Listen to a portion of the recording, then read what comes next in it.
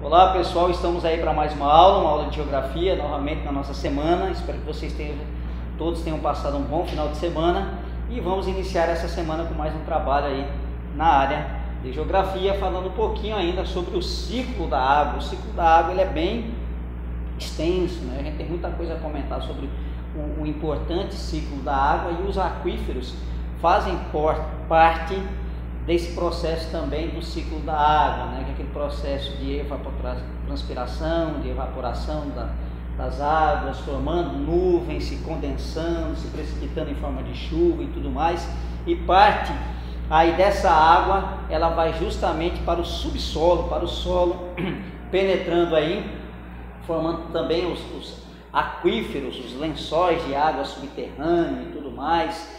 A penetração dessa água aí, eles vão dar origem às partes submersas, né, as partes profundas aí do subsolo aí, no subsolo da água, né?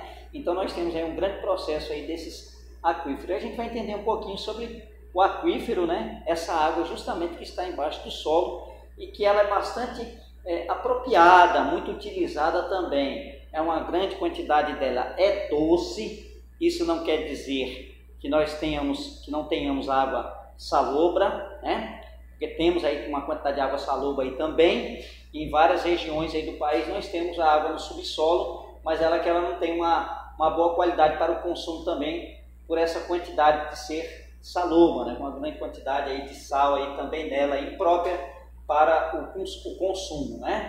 Beleza, pessoal? E a gente observa aí uma grande quantidade aí de movimentação em cima do solo, e aí nós vemos aí partes aí dos aquíferos, né? Uma quantidade de aquíferos aí, a gente vai entender o que são, como eles são, como se desenvolvem, quais são os tipos dele, como é que se classifica esses aquíferos, beleza?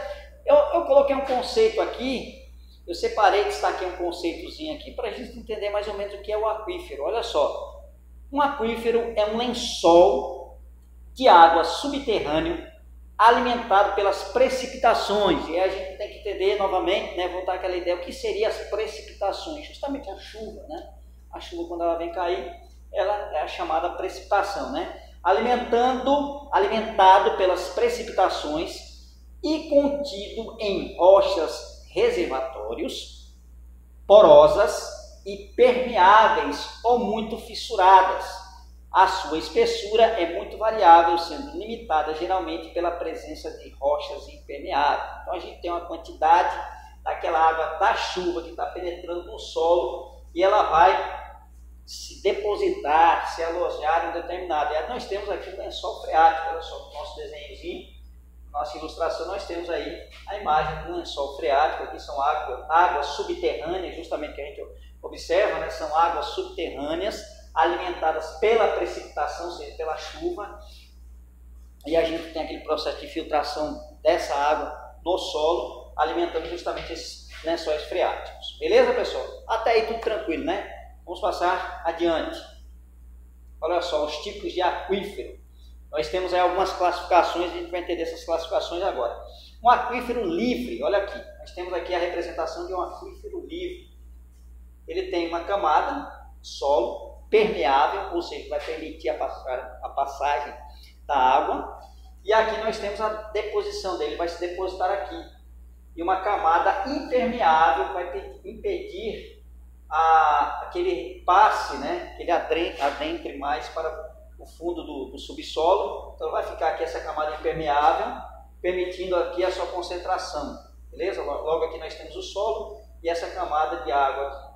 Ok? E nós temos outro tipo de aquífero, o aquífero confinado, que ele tem uma camada impermeável, tanto na parte superior dele, quanto na parte inferior dele, e aí permitindo que ele fique ali preso, confinado mesmo ali, em um determinado local. Beleza, pessoal? Então, essas são algumas das classificações que a gente pode observar aí, em referente ao aquífero. Então, quando perguntar aí, qual a forma de classificar o aquífero? De que forma ele pode ser classificado? Dessa forma aqui. O livre e o confinado, né? O livre, esse que tem essa parte impermeável, e aqui o subsolo, mas permeável, permitindo a passagem da água, e aquele confinado que tem duas camadas de impermeável ali, colocando ele justamente confinado. Confinado seria o quê? Preso. num determinado local. Então vamos lá. Aquífero livre, também chamado de freático ou não confinado, é aquele cujo limite superior, justamente esse de cima, é a superfície de saturação ou freático, na qual todos os pontos se encontram à pressão atmosférica. Então estamos aqui, a gente tem um exemplo justamente esse aqui que está representando a nossa imagem. Beleza, pessoal? Prosseguindo, aqui tudo tranquilo, vamos lá. É um assunto bem simples, bem tranquilo, apenas alguns detalhezinhos que nós temos que acrescentar aí. Nós temos aí as zonas permeáveis, né? Ou seja, permitem a passagem da água, correto? Que é essas daqui, as zonas permeáveis, permitida a passagem justamente da água para o subsolo. As zonas impermeáveis, que vão sustentar, né? Impedir que ele se aprofunde mais, a quantidade de água se aprofunde mais, que fica ali presa naquele determinado local, né? E aí a gente tem a representação novamente do aquífero livre. Não tem nenhuma camada aqui, a não ser o próprio solo, o próprio subsolo ali, o próprio solo ali em cima dele, permitindo que exista a passagem. Então, é o aquífero livre, nós vemos aqui novamente, correto? E o confinado, com duas camadas impermeáveis. Olha aqui, observe direitinho, ok? O aquífero confinado, também chamado de aquífero sob pressão, por conta dessa dupla pressão que ele exerce, né? Correto? É aquele onde a pressão da água em seu topo é maior do que a pressão atmosférica, em função das camadas limitosferas. Pode ser definido como confinado não drenado e confinado drenante. Então nós temos aí confinado não drenante e confinado não drenante. Nós temos essas duas classificações aí do aquífero. Beleza? Sossegado também, prosseguindo. E aí, novamente, né? Aquífero confinado não drenante é aquele em que as camadas limítrofes inferior e superior são impermeáveis, ou seja, não permite a passagem do líquido, né? Ele vai passar por um determinado local, mas não pelo todo dela. Na captação por sondagem desse tipo de aquífero, a água jorra naturalmente, sem necessidade de bombeamento. São os poços denominados jorrantes ou artesianos. Então ele tem uma partezinha onde ele vai jorrar, que ele vai minar aquela água direitinho, né? Aquífero confinado drenante é aquele que pelo menos uma das camadas limítrofes é semipermeável, permitindo a entrada ou saída de fluxos. E aí nós temos aqui novamente, né? Nós temos aqui, esse é uma outra classificação de aquífero que nós iremos ver também, é o aquífero suspenso, né? O nível da água, aquífero livre, correto? As camadas aí que vão, as camadas impermeáveis que vão permitir a contenção dessa quantidade de água. Os confinados, nós temos aí a quantidade aí, representação dos aquíferos confinados. Beleza, pessoal? Prosseguindo, outro tipo de aquífero que nós temos aí é o suspenso, esse que a gente pode observar aqui, ó. Nós temos aqui o confinado, o livre e o suspenso também. Aquífero suspenso é um caso especial de aquífero livre, formado sobre uma camada impermeável ou semipermeável que nem armazena nem transmite água. Então está aqui ele, ali direitinho, esse tipo de aquífero. Então são essas três as classificações que nós temos, né? O permeável, o impermeável e o livre, o aquífero suspenso, né? Nós temos isso aí, beleza? Ok, prosseguindo. Outra forma de classificação que nós temos aí são esses aqui, ó. Poroso, cáusticos e fissurantes. Aqui ele vai permitir a passagem da água, a entrada da água e o depósito da água aqui, nesses espaços aqui vai permitir a água ali se localizar ali. Nós temos ali uma imagem também, logo naquela imagem ali, os porosos, justamente a água vai se depositar aqui, nessas partes aqui, certo? Ali nós temos o fraturado, né? Os aquíferos fraturados ou fissurados também. É aquela mesma imagem, essa imagem aqui e ali, ó, a gente observa. É aqui onde vai se localizar, depositar as águas, essas fissuras, fraturas, certo? E os cáusticos. que é justamente aquele ali, tem cavernas ali, ele se deposita ali, ele se infiltra ali, fica depositado ali, armazenado ali, naquelas brechas ali, naquelas cavernas, naquelas cársticas ali. Beleza, pessoal? Sem muito detalhe, prosseguindo. E aí a importância, né?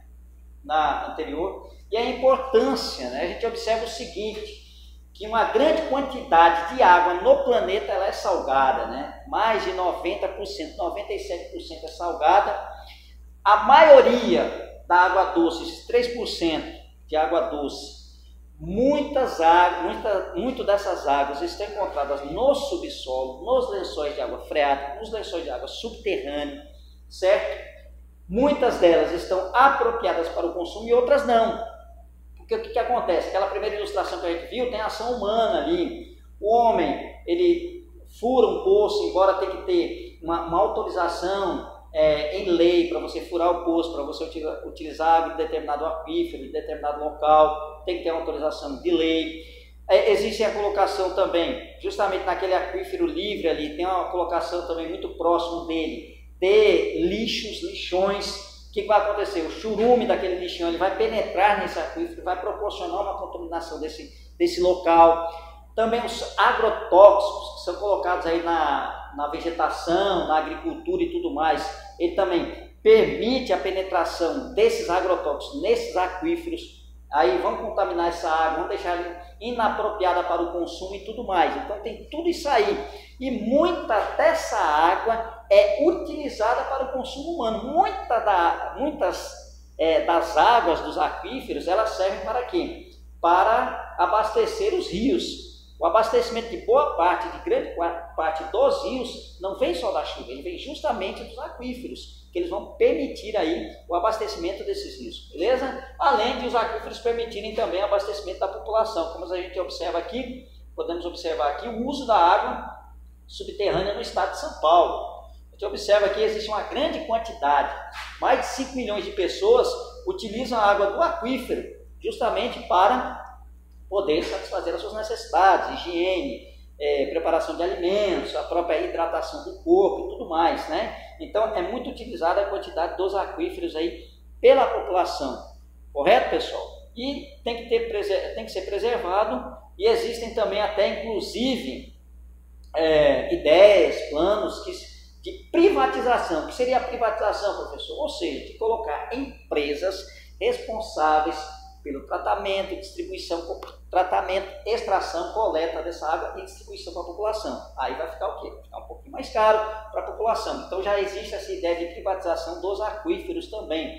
E um dos aquíferos que eu não coloquei aqui, que no momento a gente não vai falar, porque a gente vai deixar para as próximas aulas, para a gente falar bem específico dele, é sobre o aquífero Guarani e o aquífero também da Amazônia também, que é um importante aquífero, descoberto em 2013, e descobriu que a proporção, o volume de água dele é o dobro do aquífero Guarani. Então isso a gente vai conversar em outras aulas também, a gente vai falar sobre esses aquíferos aí, ok, pessoal? Olha só, no estado de São Paulo, atualmente aproximadamente 80% dos municípios, são total ou parcialmente abastecidos por águas subterrâneas, atendendo uma população de mais de 5,5 milhões de habitantes, né? Essas informações são do estado de São Paulo, né? Essa fonte aí, a CETESB, é responsável pela distribuição, abastecimento de água e tudo mais, fonte de 2007. Então, existe essa grande quantidade aí, é um grande centro urbano, é um estado ali onde tem uma grande concentração de municípios, de cidades urbanas de grande potencial industrial, populacional e tudo mais, e uma grande quantidade de consumo das águas ali dessa região do estado de São Paulo. 80% dela está aí justamente nas águas subterrâneas, o abastecimento da água dessa população. Beleza, pessoal? Quanto mais a população vai crescendo, mais vai tendo esses problemas de falta das águas do aquífero. E ele pode se esgotar também, né? O aquífero também pode se esgotar. Beleza, pessoal? Tranquila a aula, não tem muito detalhe, não, um detalhe ou outro só que a gente tem que entender aí para começar entendendo aí, a gente vai começar a nossa caminhada. Beleza, pessoal? Prosseguindo, olha só, semana passada a gente deixou alguns assuntos aí para corrigir a respeito da mata ciliar, né? Vamos lá, falar um pouquinho sobre ela e correção, né? O que você entendeu por mata ciliar? é uma cobertura natural nativa que protege os rios. Tranquilo, isso é a mata ciliar, aquela proteção natural ali dos rios, aquela vegetação, aquelas árvores ali que protegem os rios, as margens do rio. Segunda questão, existe alguma lei de prevenção que protege a mata ciliar? Sim, a Lei 12.651, de 25 de maio de 2012, do novo Código Florestal, essa lei que justamente fala aí sobre as áreas de proteção permanente, e dentro dessas áreas de proteção permanente nós temos aí falando sobre a mata ciliar também. Beleza? Terceira questão, quais as consequências do avanço do desmatamento e da urbanização? Desmatamento e urbanização, crescimento das cidades. Os rios perdem seu espaço original, perdem volume de água e ficam assoreados com aquela quantidade de sedimentos depositados ali no leito do rio. Perdem sua mata ciliar, causando grandes enchentes e prejuízos à população.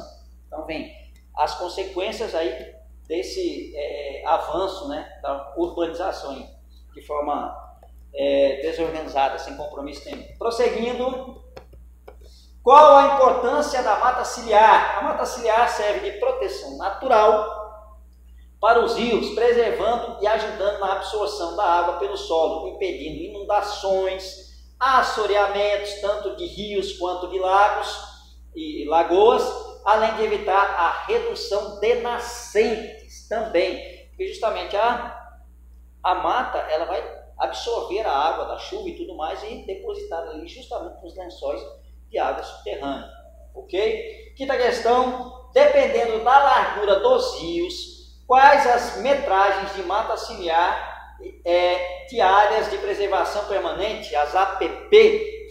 Se o rio for menor que 10 metros de largura, terá que ter no mínimo 30 metros de mata ciliar em cada margem, beleza? Tanto do lado direito quanto do lado esquerdo. Se tiver entre 10 e 50 metros de largura, terá que ter no mínimo 50 metros de mata ciliar em cada margem. Se o rio tiver entre 50 e 200 metros de largura, a mata ciliar terá que ser no mínimo 100 metros de mata ciliar em cada margem. Se o rio tiver entre 200 e 600 metros de largura, a mata ciliar deve ser no mínimo 200 metros de largura em cada margem. E se o rio tiver mais de 600 metros de largura em cada margem, se o rio tiver mais de 600 metros de mata ciliar, terá que ter mais de 600 metros de mata ciliar. Deverá ter no mínimo 500 metros de mata ciliar em cada margem. Enrolada, né? Ave Maria. Mas deu para pegar a ideia, né, pessoal? Então essa é a ideia aqui. Tendo mais de 600 metros, então terá que ter no mínimo, isso é no mínimo, 500 metros para cada lado aí, cada margem da mata ciliar. Eu coloquei isso aqui, essa resposta aqui, esse detalhe aqui, não é para pedir, é para apenas acrescentar nas nossas informações, beleza, pessoal? Uma nascente deverá ter um raio de 50 metros de mata ciliar. Então tem uma nascente ali onde está brotando, nascendo aquela água que vai formar o rio. O seu raio, aquele círculo, vamos entender assim, aquele círculo ali em volta dela, terá que ter no mínimo 50 metros de raio ali, protegendo essa nascente só de mata ciliar. Beleza, pessoal? Exercícios dessa aula para a próxima semana. O que é um aquífero? Tranquilo, certo? Segundo, o que são aquíferos livres? Beleza? O que são aquíferos confinados? Terceiro, quarto, é isso? Quarto, além dos aquíferos livres e confinados, de quais outras formas podemos classificar os aquíferos? Beleza, pessoal? Tranquilo, tranquilo e sossegado. Olha só, nós temos esses referenciais aí dessas páginas. Dá uma olhadinha, eu acho que tem alguma mensagem. Deixa eu deixar alguma. Deixei, não pode deixar de ter uma mensagem. Ó. Nunca deixe de acreditar, seja otimista, pois de um dia para o outro a vida se transforma. Pessoal, um forte abraço a todos vocês, bons estudos e até as nossas próximas aulas. Valeu!